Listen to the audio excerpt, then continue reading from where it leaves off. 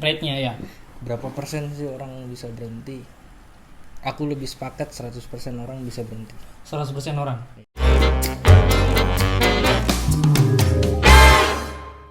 Kita mau lanjutin sesi kedua ya tentang dampak dari Onani dan masturbasi tadi. tadi.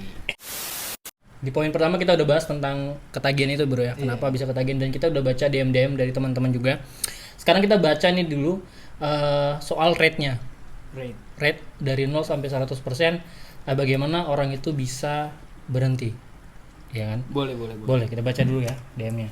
Untuk cowok itu 40 dari 100. 40%. 40% untuk berhenti. 40% berarti itu kan di bawah bisa ya, di bawah 50%. Nah, kalau cewek itu 75/100.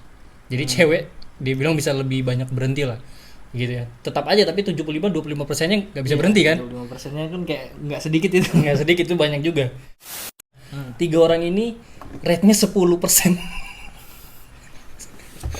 Entah dia nggak yakin sama dirinya sendiri apa gimana. Ya ini 3 orang, 3-3-nya cowok sih. 10% untuk berhenti. 10% nih untuk berhenti. Ya kan, tapi 90% you know lah maksudnya. Ya kan, ngeri juga sih. Nyari peluang 90%. Oke, kita lanjut lagi, nih ada yang jawab 100%. 100%. Berarti ini adalah sebuah kekonsistenan yang berarti ya. Iya. Lebih 100%. iya sih, lebih konsisten. Lebih konsisten. Nah, ini aku udah rata-rata nih bro dari teman-teman yang udah DM. Ini aku akan bahas untuk rate orang bisa berhenti coli. Itu 70% dari yang ngirim DM itu sekitar 40-80% itu bisa berhenti. Untuk angka 40-80% colai tadi. Ya. Bisa untuk coli, berhenti coli. Itu 40-80% orang itu bisa berhenti. Kemudian 20% itu milih 100% bisa berhenti. Jadi dari 20% orang yang memilih rate itu bisa berhenti. Berpendapat 100% orang bisa berhenti. Bisa berhenti. Tapi rate-nya rendah, 20%. Nah, yang jawab tidak bisa berhenti itu 10%. Kalau digabungin deh 40 tadi sampai 80 sama yang 0% nggak bisa berhenti sama sekali, itu kan rate-nya 80%. Berarti 80% manusia. Nggak bisa. Kesimpulan sederhananya ya. Kesimpulan sederhana. Ini kita belum masuk kesimpulan padahal, tapi di rate ini, di range-nya rata-rata 80% orang itu nggak bisa berhenti. 20% menyatakan bisa berhenti. Nah, caranya kita akan bahas di sesi ketiga, bukan di sesi ini. Nah, tapi di sesi ini kita akan bicara tentang dampak. Ya. Nah, kita akan baca dulu Bu ya dari beberapa sumber media yang udah aku himpun menjadi satu. Yang pertama itu bisa dibilang mengurangi kecerdasan. Jadi kalau orang udah ketagihan dengan colai dan dia jadi sering melakukan itu bisa berdampak, dia bisa mengurangi kecerdasan. Mungkin dulu dia sering ranking 1 sampai 3. Mungkin dilihat ya teman-teman di sekolahnya tuh. Kalau yang dia ranking 1 tiba-tiba ngedown semester depan dia ranking 30. Itu pertanyakan, kamu sering colai? Oke, kedua dia susah konsentrasi. Fokusnya berkurang. Dan juga sering pusing dan sering melamun. Kayaknya dari dampaknya aku mawas diri nih. Jadi menutup insecure ya. Jadi menutup diri. Ya mungkin dia insecure gara-gara dia malu. Malu akan dirinya yang sudah melakukan colai tadi. Insecure. Kemudian ini kalau udah saat berkeluarga nanti nih bro, yang paling parah itu hipoten atau hilangnya nafsu hawa. Hawa nafsu. Hilangnya nafsu. Iya, jadi di sini katakan kalau udah sering melakukan itu, nanti pada saat berkeluarga udah nggak nafsu lagi sama pasangannya, itu yang parah kan. Jadi ngapain nikah? Enggak, soalnya kan dengan dia colai dan masturbasi itu kan dia tahu temponya. Oh ya. Jadi bisa ngatur dia. Oh ini enak nih. Nah, yang paling parah dari semua ini, nggak tahu nanti dari Bung Andro mungkin mau nambahkan, tapi yang tertulis ini adalah bipolar disorder atau yang disebut dengan gangguan bipolar. Atau bahasa umumnya jadi seks mania seks. Ya, maniak seks. Jadi maniak seks itu ya mungkin ada kasusnya ya, dia membunuh, ya kan. Ini kan ada kasusnya itu, aku lupa namanya, yang seorang pria di luar negeri, bukan di Indonesia. Dia menculik, memperkosa lalu membunuh cewek. Cuman aku lupa tuh namanya siapa. Ya mungkin ini dia Bandi. Theodore Bandi. Iya. Oke, aku akan search, nanti aku taruh di sini orangnya yang mana. Jadi kenapa dia bisa melakukan seks maniak bahkan sampai rela membunuh itu karena itu dia udah ketagihan dengan udah jadi edik ya. Udah jadi addicted, jadi dia mau cari pelampiasan, terus mungkin orang-orang nggak mau berhubungan seks sama dia dan akhirnya dia itu menculik dan membunuh. Gitu. Jadi ada kisahnya salah satu cewek nih yang dia bunuh. Jadi waktu itu dia nungguin cewek ini yang ngeri juga ya, kayak psikopat ya bro ya. Jatuhnya kayak psikopat dong. Jadi dia nungguin cewek ini, terus cewek ini mau buka pintu. Pas mau buka pintu, bukunya jatuh. Buku cewek ini jatuh kan baru pulang kuliah nih. Nah, bukunya jatuh. Nah, terus dibantuin. Pas dibantuin ceweknya kan otomatis masukin ke dalam nih kepalanya. Pas dia masukin ke dalam kepalanya untuk naruh buku, dia pukul dari belakang. Pakai linggis atau pakai apa gitu. Benda tumpul ya. Pingsan kan. Nah, pingsan dia perkosa, dibunuh, dimutilasi. Ini kan ngeri banget. Itu gitu. Salah satu dampaknya loh guys yang parah guys. Gitu yang paling parah selain tadi mengurangi cerdasan, susah konsentrasi, sering melamun. Jadi teman-teman kalau misalnya di sekolah atau di rumah nih ada sanak keluarga yang sering melamun, ditanyain kamu kenapa apa ya takutnya dia ini mengalami ini kan. Iya, mengalami hal ini kan, yaitu kecanduan atau ketagihan addicted terhadap coli ini. Coli dan masturbasi. Nah, kalau menurut Bung Andro sendiri gimana nih? Ada pengalaman bukan pengalaman. Ya, pengetahuan tentang dampak dari ini masturbasi onani ini. Sebelum ke dampak gitu, menanggapi apa tadi rate-nya ya. Berapa persen sih orang bisa berhenti? Aku lebih sepakat 100% orang bisa berhenti. 100% orang? Iya. Right. Kita menyampingkan hal-hal yang lain ya. Cuma begini maksudnya, kenapa aku bisa ngatakan 100%? Karena mungkin juga yang subscriber atau penonton ini bertanya atau merasa resah gitu. Aku nih sadar sering onani, sering masturbasi dan mau berhenti gitu loh. Mungkin dia berpikir salah juga nih. Ya kan? Mungkin dia berpikir salah dan mau berhenti gitu. Cuma nggak tahu caranya gitu. Cuma mau sharing aja, bukan menggurui. Cuma begini, sebetulnya kalau mau berhenti itu kita nggak bisa menggunakan suatu rate gitu loh. Karena menurutku persentase itu relatif, hanya angka. Ya. Yang bisa atau nggak bisa itu sebenarnya adalah komitmen kita gitu. Komitmen kita untuk mau berhenti, yaitu pasti 100% kita berhenti. Kalau kita nggak punya komitmen untuk berhenti, ya angkanya 0%. Kalau dia masih ada angka 1-99%, ya itu bukan komitmen. Kita cuma istirahat aja. Makanya kita taruh angka 70%. Oke. Jadi kalau misalnya kita bilang, misalnya kamu tanya aku, Roy, untuk ranks kamu bisa berhenti untuk colai, untuk melakukan onani, aku bilang deh 80% aku bisa. Berarti itu cuman ya sekadar aku jawab itu cuman karena aku cuman pengen istirahat dan memang sebenarnya nggak bisa berhenti dan aku bakal ngelakuin itu lagi di 20% tadi sisanya kan. Iya, itu menurut pandanganku. Oke, nggak apa-apa. Kalau pandangan nanti ada kolom komentar kayaknya di sini. Pandangan kalian apa guys? Nggak apa-apa, bebas langsung aja di kolom komentar. Tapi kalau secara intermezzo tuh gini loh. Ibarat gini, misal orang nanya ke aku gini tuh, Bro, lu kan coli nih, dan edik, bisa nggak berhenti? Pasti aku akan jawab bisa 75%. Terus 25%-nya ngapain? Ngumpulin bahan buat coli di 25% kemudian. Lu bener kan? Iya bener. Ini tapi intermezzo aja. Jangan dipraktekin. Iya bener. Terus soal apa tadi, dampak ya? Ya dampaknya nih, ini yang paling penting harus kita bahas. Dampak, aku nggak terlalu ngerti biologisnya sih. Cuman aku pernah baca satu artikel tuh gini. Ini coli dulu kali ya. Coli dulu. Jadi aku pernah baca ternyata di penisnya laki-laki tuh, dia tuh kayak ada katup gitu loh, Roy. Katup itu kayak sesuatu yang buka tutup gitu. Iya, jadi kan kayak ada selang gitu di dalam penis tuh. Nah, itu katup. Selang, Katupnya itu, ini kalau salah tolong nanti kawan-kawan benerin di kolom komentar.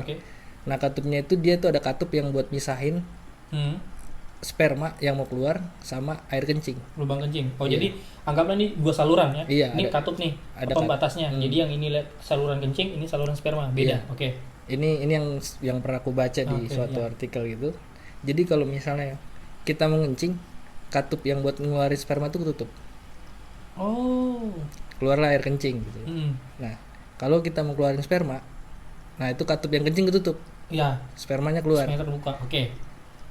Ini ketika kita bicara dampak gini deh. Bayangin kalau kita every morning, setiap pagi every single morning gitu. Setiap pagi-pagi bener.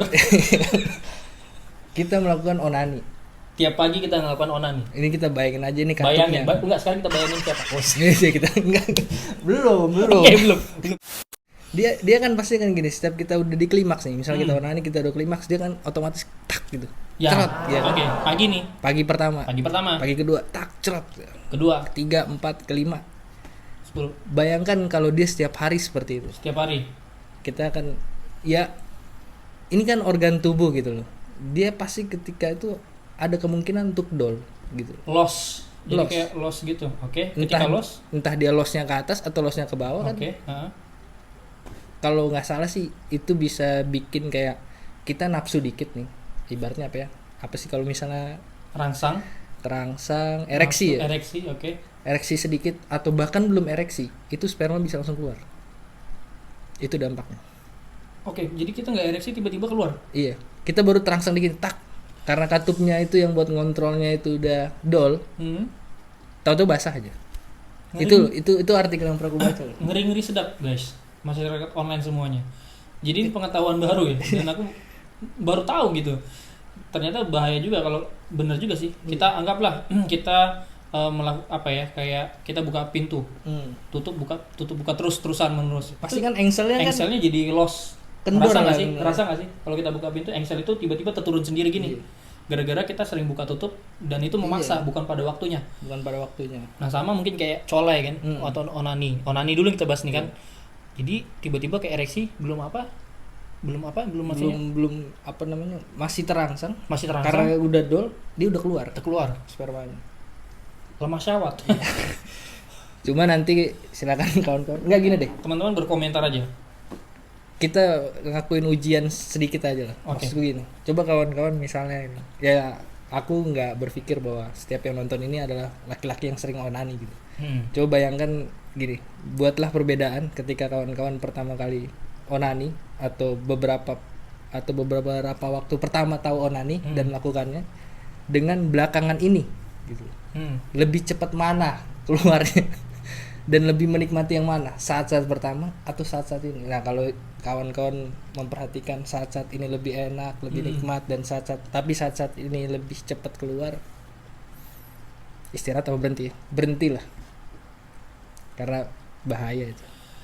Jangan sampai katupnya rusak dan tadi apa mau bilang bro, dia harus buang air kecil melalui selang karena kan samping dol kan, karena dol jadi mengakibatkan kita susah kencing gitu, jadi kita harus menggunakan bantuan alat untuk kita buang air kecil.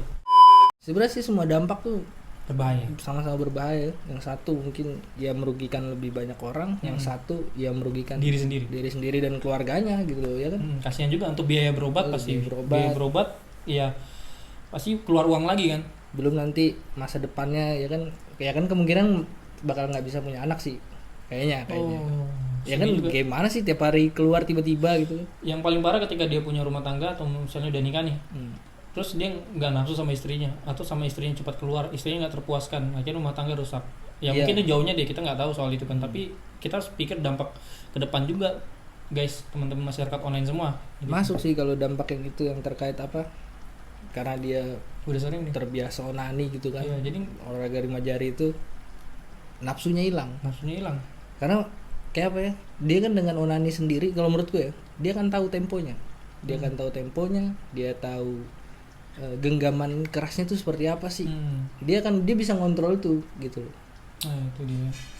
Itu yang menarik. Itu nih masih onani ya? Masturbasi belum, masih onani.